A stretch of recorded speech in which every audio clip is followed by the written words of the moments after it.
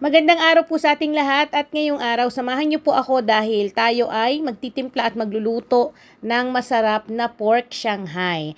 At dahil nga itong araw na to ay desperas ng bagong taon, kaya naman talagang busy-busy ang mga nanay na gaya ko at sabi ko nga mapapanood tong video na to 2024 na at nais ko rin po sa inyong i-share para po sa mga naghahanap dyan ng recipe ng pork Shanghai na mas mapapasarapan natin. So, narito yung mga kailangan nating sangkap para sa ating pork Shanghai. So, nandito yung mga gulay na kailangan natin. Ito mamaya, gagamit tayo ng food processor para mapino natin yan, magiling natin ng maayos. Then, dito, meron tayong 1 kilo ng pork giniling. Ang gagawin natin, igigisa natin to para ma-assure natin talaga na luto yung karne. Kasi aminin natin mga mami, di ba, kapag may mga okasyon na maramihan, tayo ay gumagawa ng maraming Shanghai. Tapos, ilalagay natin sa freezer. Then, bigla natin ipiprito kinabukasan kasi handaan na. Kalimitan nangyayari, luto na yung wrapper natin. Ayan, yung lumpia wrapper natin, luto na. Kaso, yung ating karne ay hilaw pa. So, ganito yung technique, kailangan, igisa muna natin yung ating karne. So, unahin natin to. So, yan, nagsalang na ako ng ating pan.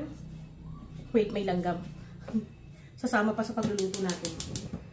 Tapos maglalagay lang ako ng konting oil. Konting-konti lang kasi may oil naman yung ating giniling. Ngayon sa mga hindi kumakain ng pork, pwede nyo palitan yan, gawin yung chicken. So hindi natin hihintayin na uminit yan. Ilalagay na natin.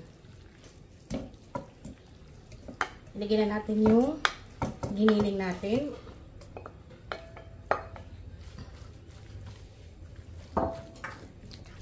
Tapos, titimplahan natin yan ng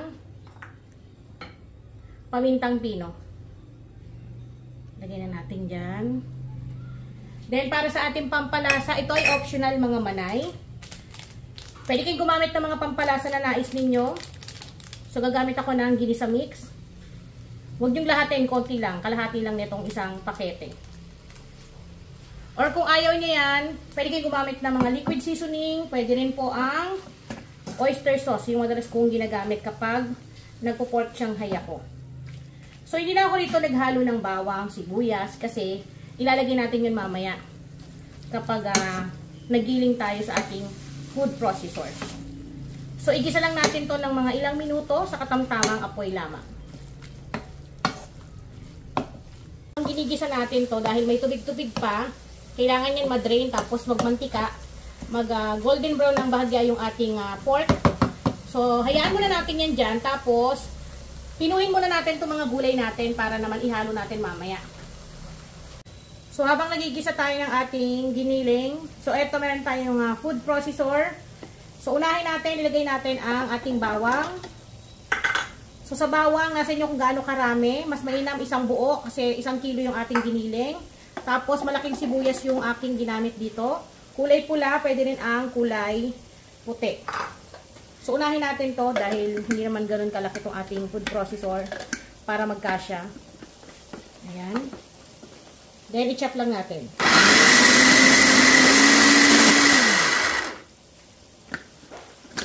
Tapos, mix natin.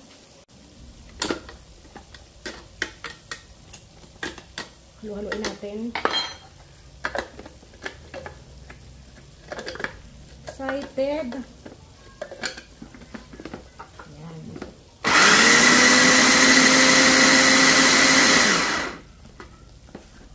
So, napakadali lang. Ayan. Napino na natin. Then, lagay natin dito. Lipat natin. Kita ba ate? Yes. So, hindi na natin ito lilinisan. Isusunod na rin kagad natin yung carrots. Ganito lang kagandahan kapag meron kang ganito. Mas mapapadali yung trabaho mo. Diba kaya nga tayo bumibili ng ganito para mapabilis. Pag mga ganito, mga carrots yung inyong ilalagay, huwag niyong pupunuin kasi mahirapan. Dagdagan nyo na lang mamaya kapag na-chop na.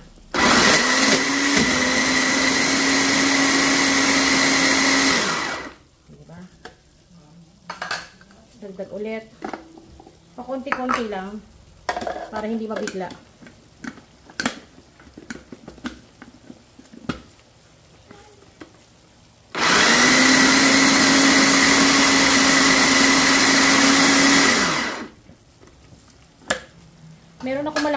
food processor eh. Kaso tamad tayo ngayon. Ito yung maliit yung ginamit. Kasi diba pag mga gamit natin, tinatabi natin. Tapos kakatago natin, tinatabad na tayong halungkatin.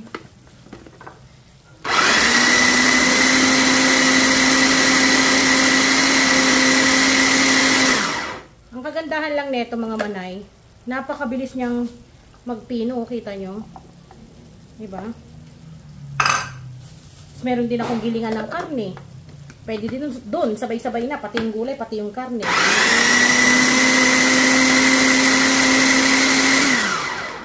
Ayan. So, pinong-pino na mga manay, kita nyo. Kita ba anak? Yes. Pinong-pino na, diba? At dito, ilalagay natin tong ating kimchi. So, maganda rin po ito sa sa Shanghai natin. May natira pa daw.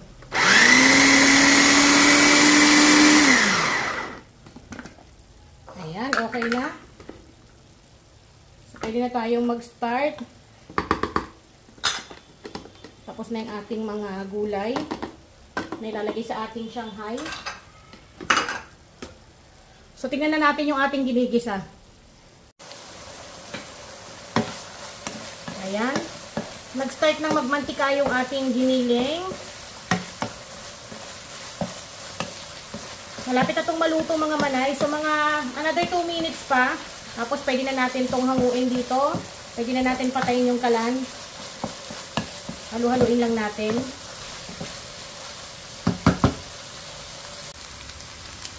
So, ayan. I-check natin. At mabango na talaga. So, dito pwede na natin patayin yung ating kalan. Ayan. Patay na po yung ating kalan ha. Yung ating apoy. So, kapag ganito na, pwede na natin ilagay yung ating mga gulay. Alam ko magtatanong kayo, Manay, bakit nilagay mo ng patay yung apoy? Para po malutong yung ating mga gulay sa ating Shanghai. Kasi, pag pinrito natin yan, maluluto din po yan. So, minimaintain natin na malutong yung ating mga gulay sa ating Shanghai. So, halu-haluin lang natin. Ang bango ng kimchi. Ganyan lang. Then, maglalagay tayo dito ng cornstarch. Ito po ay cornstarch pampalapot para po magbuo yung ating Shanghai. Then, yung ating egg.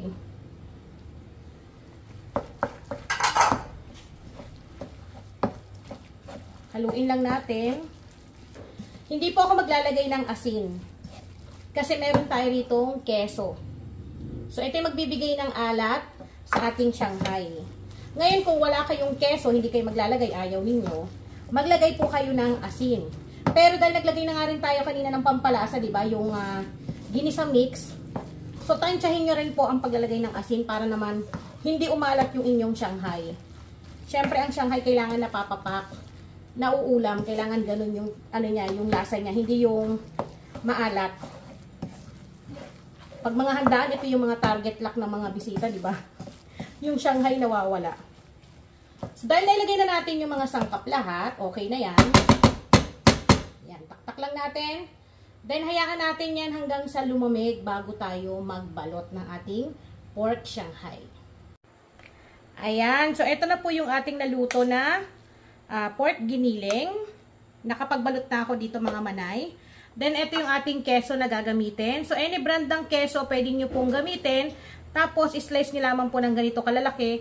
Or, depende sa inyo. Kung gusto nyo, gadgarin ninyo. Tapos, may tubig tayo dito na pandikit. Then, gagamit tayo dito ng lumpia wrapper na medium size ang sukat. Pwede rin naman ng large. Ikat nyo na lang. Pwede rin ng small. Then, again, yung ating keso ay optional. Pwedeng wala, pwedeng meron. Kung gusto nyo nga lang na mas cheesy. Lagay natin sa gitna. Tapos, fold lang natin ng paganyan. Then, ikot natin ng pahigpit. Tapos, ang panlak natin yung tubig. Dito sa recipe na to mga manay, kung pambenta, dagdagan nyo po ng gulay. Kasi, yung keso na nilagay ko ay konti, ay keso. Yung carrots na nilagay ko ay konti lang. Marami yung ating giniling. So, ganyan lang po kasimple. So, gawa pa tayo ng isa pa. Lagyan pa natin. Minsan, kapag tinatamad ako, para gusto ko talaga lahat na merong keso, kinakadkad ko na po para lahat may keso na. Pero kung gusto nyo, lahat may mga malalaking tipak ng keso talaga sa loob, ganyan gawin ninyo, mag-cut po kayo. Then eto mga manay, pwede nyo po itong i-stack. Lagay nyo lang sa isang ziplock, sa isang container, tapos ilagay nyo sa freezer. Tumatagal to kahit isang buwan, kasi nasa freezer naman. Ngayon, kapag sa sa chiller lang, matagal na po yung 1 week. Pero kung pambenta, yun, mas mainam nga ilagay nyo sa freezer mga manay, para talagang tumagal yung buhay ng inyong pork Shanghai. So, ulit-ulitin lang natin yung proseso na ganito sa pagbabalot hanggang sa malagyan po natin lahat. So, eto na mga manay, tapos na akong magbalot at nakagawa po ako ng 46 pieces na pork Shanghai. Pero depende pa rin yun sa paglalagay ninyo ng palaman ha. Kapag marami kayong nilagay, kukunti yung inyong magagawa. At kung sakto lang, ganito lang din. Pero pwede nyo pa yan kontian, mas dadami yung inyong magagawang pork Shanghai. So, dito pwede na natin tong i-fry. Or kung kinabukasan nyo palulutuin, ilagay nyo sa isang ziplock, isang closed container, ilagay nyo sa inyong freezer. So, eto, pwede na natin tong i-fry mga manay at pwede na rin natin lantakan pagkatapos natin maprito. So, mainit na yung ating mantika. Dahan-dahan natin ilagay itong ating pork Shanghai.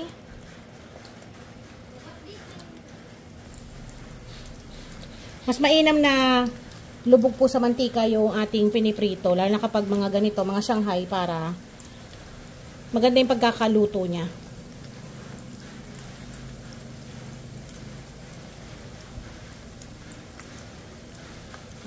Tapos wag nyo masyadong punuin para hindi mag-crowded po.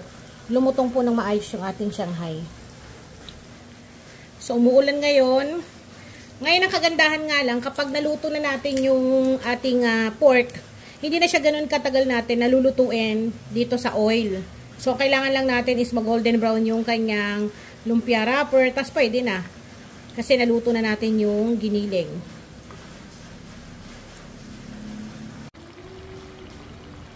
Ayan, okay na tong ating pork Shanghai.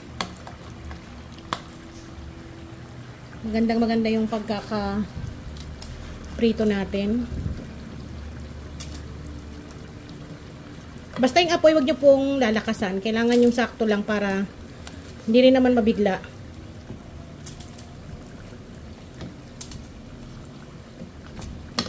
Ang bango. So, medyo maingay-ingay na dahil desperas na to ng bagong taon mga manay. So, magluto pa tayo. Sakto lang.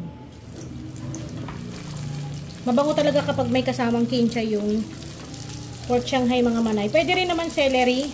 Or kung hindi kayo nakain nun, huwag nyo na lang lagyan. Kahit wala naman nun, okay lang eh.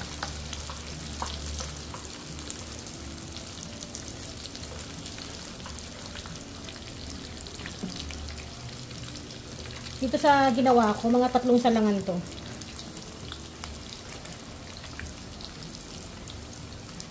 Ayan. Hintayin ulit natin ng ilang minuto. Basta yung apoy, mahina lang, huwag niyo pong lalaksan. So, yan, luto na.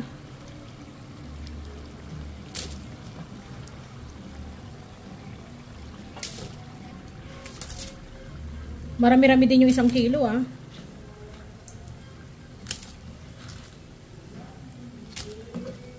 Pwede nyo pa yan gupitan. Yung hatiin sa gitna, kung gusto nyo maparami. So, pwede na natin itong iserve. So, eto na, titikman na natin. Namili pa tayo. Meron kasi dito na wala ng cheese. Naubusan na. So, kain po tayo.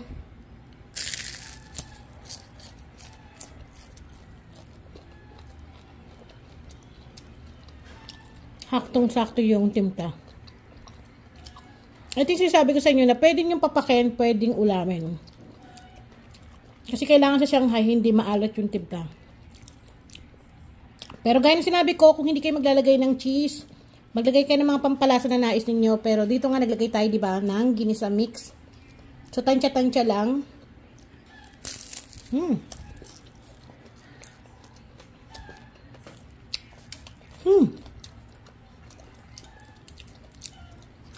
Ano?